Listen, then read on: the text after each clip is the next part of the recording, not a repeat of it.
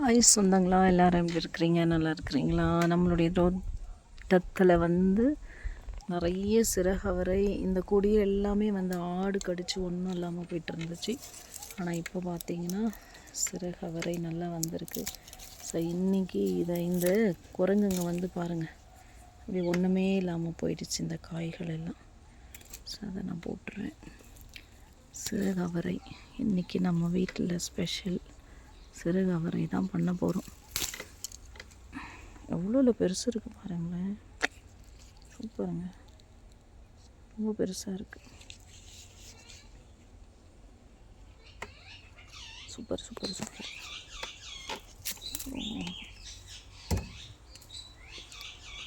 இன்னும் இருக்கிறது எல்லாமே நம்ம இன்றைக்கி எடுத்துருவோம். ரொம்ப நாளைக்கு அப்புறம் வீடியோ போடுறேன். ரொம்ப பிஸி ஆகிட்டேன். வீடியோ சும்மா போடவே முடியல. கார்டன் பக்கம் போகவே முடியல. ஏன் அப்படின்னு பார்த்தீங்கன்னா எனக்கு ரொம்ப ஹெல்த் இஷ்யூ. ஸோ என்னால் முடியாமல் போயிடுச்சு. எல்லாருக்குமே இந்த கார்டனிங்கில் இருக்கிற எல்லாருக்குமே ஒரு அட்வைஸாலாம் இல்லை, ஆனால் நான் அனுபவித்த ஒரு விஷயத்தை, என்னுடைய ஹெல்த்து எந்த மாதிரியான ஒரு கஷ்டத்துக்குள்ளே போயிடுச்சு அப்படிங்கிறதுக்கு தான் நான் இன்றைக்கி இந்த பதிவே நான் போடலாம் அப்படின்னு நினச்சி போடுறேன். உங்களுக்கு இதில் யாருக்கு இது ஓகேவோ அவங்க சரி ஓகே, உங்களுக்கு இது பிடிக்கல அப்படின்னா இதை பார்க்க வேணாம். என்னென்னா நமக்கெல்லாம் கார்டனிங் அப்படிங்கும் போது நம்ம இது ரொம்பவே விரும்புகிறோம் இல்லைங்களா? ரொம்ப விரும்புகிறோம். அதை போட்டுருவோம், அப்புறம் எடுத்துக்கலாம். விரும்புகிறோம். பட் என்னன்னா, ஒரு வேளை உங்களுக்கு ஆஸ்துமா இருக்குது, இல்லை அலர்ஜி இருக்குது, அந்த மாதிரி டஸ்ட் அலர்ஜி அந்த மாதிரி ஏதாவது இருக்குன்னா தயவு செய்து நீங்கள் மாஸ்க் இல்லாமல், க்ளவ் இல்லாமல் நீங்கள் செடிக்கிட்ட போகவே போகாதீங்க. அது நம்மளுடைய எப்போது நம்ம நல்லா இருந்தால் மட்டும்தான் நம்ம கார்டனிங்கை கூட மெயின்டெனன்ஸ் பண்ண முடியும்.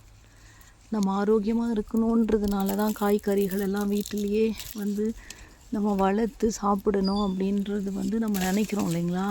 ஆனால் அதை சாப்பிட்றதுக்கு நம்ம உயிரோடு இருக்கணும்ல.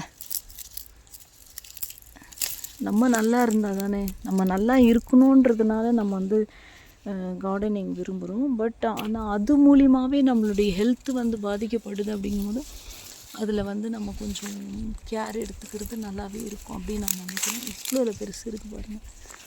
இது ரொம்ப மேலே இருக்கிறதெல்லாம் என்னால் எடுக்க முடியுமா என்னன்னு எனக்கு தெரியல. ஸோ நான் ரொம்ப எடுக்க முடியாது, இதெல்லாம் அப்படியே விட்டுற போகிறாங்க.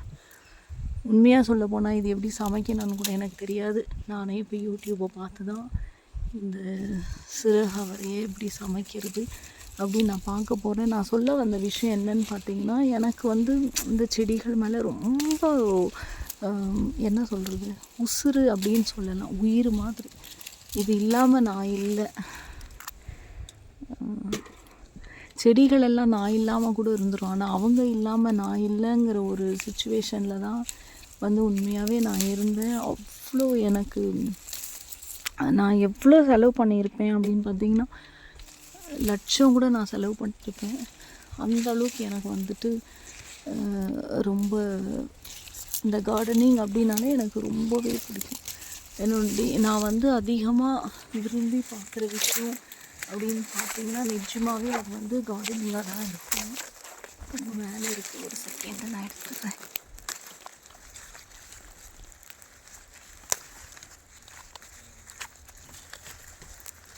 ஒரு முனையை பிடிச்சி இழுத்தா அட்லீஸ்ட் வருது. இந்த ஒரு செம்ம காற்று. ஆக்சுவலி நான் நினச்சேன் சிறகு அவரை போயிடுச்சு அப்படின்னு. எனக்கு மூக்குத்தி அவரை தான் போயிடுச்சு. அது மறுபடியும் விதை இருக்கான்னு பார்க்கணும். அப்படின்னா நான் விதை வாங்கி தான் போடணும். இந்த முறை எனக்கு லாஸ்ட் டைம் சிறகு அவரை எனக்கு அவ்வளோ பலனே இல்லாமல் தான் இருந்தது. சரி, அது மேலே இருக்கிறது அப்படியே விதைக்கி விட்டுருவோம். இதில் எல்லாமே கொஞ்சம் கொஞ்சம் சின்னதாக தான் இருக்குது. ஸோ இது வளரட்டும், இன்னொரு முறை சமைக்கிறதுக்கு இது ரொம்ப பயனுள்ளதாக இருக்கும்னு நினைக்கிறேன். நான் சொல்ல வந்தது சொல்கிறேன் பாருங்கள். என்னென்னா, நான் வந்து ரொம்ப கார்டனிங்கில் எல்லாமே ரொம்பவே நான் வந்து விருப்பமாக இருக்கிறதுனால நான் என்ன பண்ணிட்டேன் அப்படின்னா, என்னுடைய ஹெல்த் பற்றி நான் கேர் பண்ணிக்காமல் போயிட்டேன். அப்போல்லாம் எனக்கு வந்து என்ன ஆகும்னா, மண்ணில் கை வச்சோம் அப்படின்னா, செடியில் கை வச்சோம் அப்படின்னா இமிடியேட்டாகவே தும்பல், இரும்பல் அப்படிங்கிற மாதிரி எனக்கு வந்து வரும். அப்போ நான் என்ன நினைப்பேன், சரி ஓகே கோல்டு ஆகிடுச்சி, இதெல்லாம் வேஸ்ட்டு தான் போல், இதெல்லாம் யூஸ் பண்ண முடியாது, கோல்டு ஆகிட்டுருக்கு நமக்கு, இந்த தண்ணியில் கை வச்சதுனால, இதில் விட்டுறேன்னா தண்ணியில் கை வச்சதுனால இப்படி ஆகிட்டுருக்கு அப்படிங்கிறது நான் ஒரு கேர்லெஸ்ஸாகவே தான் வந்து இருந்துட்டேன். அதை வந்து நான் அதிகமாக வந்து கேர் எடுத்துக்கவே இல்லாமல் அப்படியே நான் விட்டுட்டேன். அது எந்த அளவுக்கு என்னுடைய ஹெல்த்து பற்றி நான் வந்து கேர் எடுத்துக்காமல் இருந்ததுனால நான் பாதிக்கப்பட்டேன் அப்படிங்கிறது இப்போ நினச்சா கூட மறுபடியும் நான் திரும்பி வந்துட்டேங்கிற மாதிரி தான் எனக்கு தோணுது. ஆமாங்க, உண்மையாகவே இவ்வளோ சிறகு அவரை இருக்குது. இதெல்லாம் எப்படி சமைக்கணும்னு பார்த்துட்டு இன்றைக்கி வந்து இதை சமைச்சிட போகிறோம் நம்ம. ஓகேங்களா, வாரி எடுத்துருவோமா?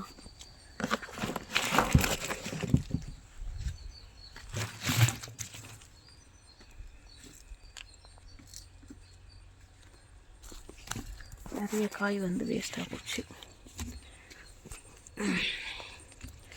பாருங்க, எவ்வளோ லாங் இருக்குது.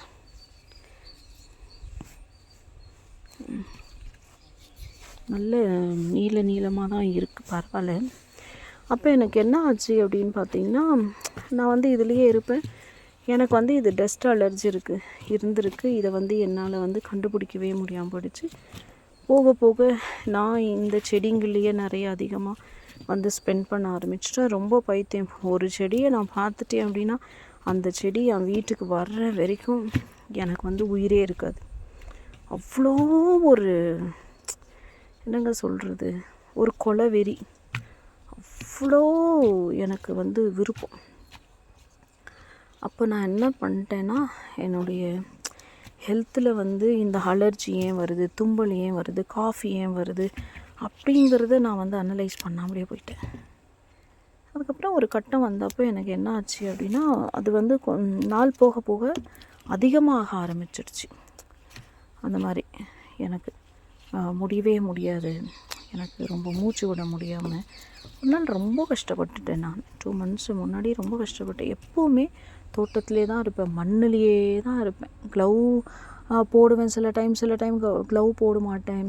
மாஸ்கெல்லாம் நான் யூஸ் பண்ணவே கிடையாது. அதுங்க மேலே தான் நான் வீட்டில் வந்துட்டு வேலை செய்கிறனோ இல்லையோ, இல்லைனா வந்து மற்ற காரியங்களை வந்து ஒரு பக்கம் பார்த்துக்கிறதா இருந்தாலும் என்னுடைய முழு கவனமும் எது மேலே இருக்கும் அப்படின்னு பார்த்திங்கன்னா, இந்த செடிகள் மேலே தான் வந்து என்னுடைய முழு கவனமும் இருக்கும். அவங்க காய் விடுவாங்களா, அவங்கக்கிட்ட போய் பேசுகிறது, இப்படி தான் இருந்துகிட்டே இருக்கும். அதுக்கப்புறமா தான் வந்து ஒரு நாள் என்னால் வந்து மூச்சு விட முடியல. எனக்கு வந்துட்டு செஸ்ட் எல்லாமே வந்து பார்த்திங்கன்னா ரொம்ப டைட்டாகிடுச்சு. ஏதோ ஒரு நம்மளை வந்து ஒரு பெல்ட்டு போட்டு இறுக்கி பிடிச்சி வச்சுருக்கிற மாதிரி ஒரு ஃபீலிங் இருந்துச்சு. அப்போ என்னால் மூச்சு விட முடியாமல் இருக்கும் பொழுது நான் ஹாஸ்பிட்டல் போனப்போ எனக்கு பார்த்திங்கன்னா தும்பல் மேலே தும்பல், சளி, இரும்பல், ஒரு பக்கம் மூச்சு விட முடியல, ஒரு பக்கம் நெஞ்செல்லாம் ரொம்ப இழுத்து இறுக பிடிச்ச மாதிரியெல்லாம் இருந்ததுனால டாக்டர்கிட்ட போனதும் அவர் ஸ்டெத்தஸ்கோப் வச்சு என் லங்ஸு டெஸ்ட்டு பண்ணும்பொழுது அவர் சொல்லிட்டாரு, ஒரு அலர்ஜி டெஸ்ட்டு பண்ணி பார்த்துடலாம் அப்படின்னாரு. ஓகே, அலர்ஜி டெஸ்ட்டு தானே பண்ணி பார்த்துடலாம் அப்படின்னும் போது தான் வந்து எனக்கு தெரிய வந்துச்சு, எனக்கு வந்துட்டு அலர்ஜி இருக்குது. ஸோ எனக்கு வந்து ஆஸ்துமா வந்து ஸ்டார்ட் ஆகிருக்கு அப்படிங்கிற மாதிரி. அதாவது என்னுடைய லங்ஸ் வந்து ஒரு 90% வந்து ஒர்க் ஆகணும் அப்படின்னா எனக்கு வந்து 46% மட்டும்தாமே வந்து என்னுடைய நுரையீரல் வந்து செயல்படுது அப்படின்னு சொல்லிவிட்டு எனக்கு நிறைய இன்ஸ்ட்ரக்ஷன் கொடுத்தாங்க. அப்போ வீட்டில் கேட்டாங்க, வீட்டில் பெட்டு வச்சுருக்கிறீங்களா, அதாவது பூனை, நாய் அந்த மாதிரி ஏதாவது நீங்கள் வச்சுருக்கிறீங்களா, வீட்டில் தோட்டம் இருக்கா, இதெல்லாம் நீங்கள் வந்து கார்டனிங்கெல்லாம் நீங்கள் பண்ணுவீங்களா அப்படின்னலாம் சில காரியங்களெல்லாம் கேட்கும்போது அப்போ அவங்க வந்து எனக்கு சொன்னாங்க, நீங்கள் வந்து உங்களுக்கு அலர்ஜி இருக்கிறதுனால நீங்கள் தோட்டத்து பக்கமே போகவே கூடாது. அப்போ கூட நான் டாக்டர்கிட்ட சொன்ன ஒரு விஷயம் என்ன அப்படின்னு பார்த்திங்கன்னா, என்னால் கார்டனிங் வந்து போகாமல் இருக்க முடியாது. ஏன்னா இப்போ எப்படி நம்ம வீட்டில் பசங்க இருக்கிறாங்களோ அந்த மாதிரி ஒரு குழந்த மாதிரி, இல்லை எனக்கு ஒரு உயிர் மாதிரி தான் இது அப்படின்னும் போது டாக்டர் எனக்கு ஒரு அட்வைஸ் என்ன பண்ணாங்கன்னா, ரொம்ப வந்து நீங்கள் இது பண்ணிக்காதீங்க. ஏன்னா உயிர் ரொம்ப முக்கியம் இல்லை நமக்கு, நம்ம வாழ்கிறது ரொம்ப முக்கியம். இதெல்லாம் ஆரோக்கியமாக இருக்கிறது நம்ம வந்து ஆரோக்கியமானதை பயன்படுத்தணும்னு நினைக்கிறோம். பயன்படுத்துறதுக்கு நம்ம ஆரோக்கியமாக இருக்கணும் இல்லையா, அப்படிங்கிற ஒரு விஷயம் வந்து எனக்கு தோணுச்சு. அதனால் இன்றைக்கி இந்த சிறகு அவரை வந்து இன்றைக்கி அறுவடை பண்ணும்பொழுது இதை உங்களோடையும் நான் ஷேர் பண்ணலாம் அப்படின்னு நினைக்கிறேன். நம்ம கார்டனிங் பண்ணுற விஷயங்கள் வந்து தவறானது கிடையாது, அது நல்ல விஷயங்கள் தான். பட் நம்மளும் நம்மளுடைய ஹெல்த் மேலே கொஞ்சம் வந்து காய்கறிகள் சாப்பிட்டா உடம்பு நல்லா இருக்கும் அப்படின்னு நம்ம நினைக்கிறோம் பார்த்திங்களா. வீட்டில் வந்து நம்ம எதை விளைவிக்கிறோமோ அதை சாப்பிட்றது நமக்கு நல்லதுன்னு நினைக்கிற மாதிரி, வீட்டில் விளைவிக்கிற இந்த மாதிரியான மரங்கள், கொடிகள், செடிகள், பழங்கள், காய்கள், கறிகள்னு இதெல்லாம் நம்ம வந்து இதுக்கிட்ட நம்ம போகிறோம் அப்படின்னா நமக்கு ஒரு வேளை உங்களில் யாருக்காவது ஒருத்தருக்கு இந்த மாதிரி அலர்ஜி ஏதாவது இருந்தால் தயவு செய்து நான் பாதிக்கப்பட்ட அளவுக்கு நீங்கள் வந்துடாதீங்க. தயவு செய்து உங்களை வந்து நீங்கள் டேக் கேர் பண்ணுங்கள். கம்பல்சரி உங்கள் கையில் வந்துட்டு நீங்கள் தயவு செய்து க்ளவ் போடுங்க, மாஸ்க்கு போடுங்க. வெதர் எப்படி இருக்குதுன்னு பாருங்கள். அதுக்கேற்ற மாதிரி நீங்கள் வந்து தோட்டத்தில் வந்துட்டு நீங்கள் வேலை செய்கிறது ரொம்பவே நல்லா இருக்கும்னு நினைக்கிறேன். ரீபாட்டிங் பண்ணுறதோ, இல்லை ஒரு கலவை எடுத்து விடுறதோ, செடிக்கிட்ட போகிறதோ, நீங்கள் எந்த காரியம் பண்ண போகிறதா இருந்தாலும் தயவு செய்து உங்களை வந்து நீங்கள் டேக் கேர் பண்ணிக்கோங்க. நான் எந்த அளவுக்கு பாதிக்கப்பட்டேன்னா, உண்மையாகவே நான் நினச்சேன் நான் உயிரோடு கண்டிப்பாக இந்த 2025 வருஷம் நான் பார்க்க மாட்டேன், இந்த வருஷத்துலேயே என் வாழ்க்கை முடிஞ்சிரும் அப்படின்ற மாதிரி தான் நான் நினச்சேன். எடுத்துக்கிட்ட மெடிசன், ஆன்டிபயோட்டிக்கு ரொம்ப அதிகம், நிறைய மாத்திரைகள்.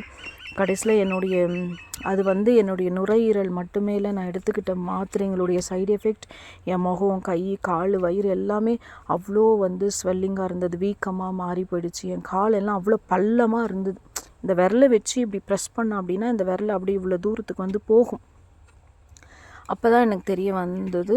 அதுக்கப்புறம் நான் கன்சல்ட் பண்ணப்போ சொன்னாங்க, இவ்வளோ மெடிசன் எடுத்துக்கிட்டதுனால என்னென்னா கிட்னினுடைய ஃபங்க்ஷன் வந்து கம்மியாக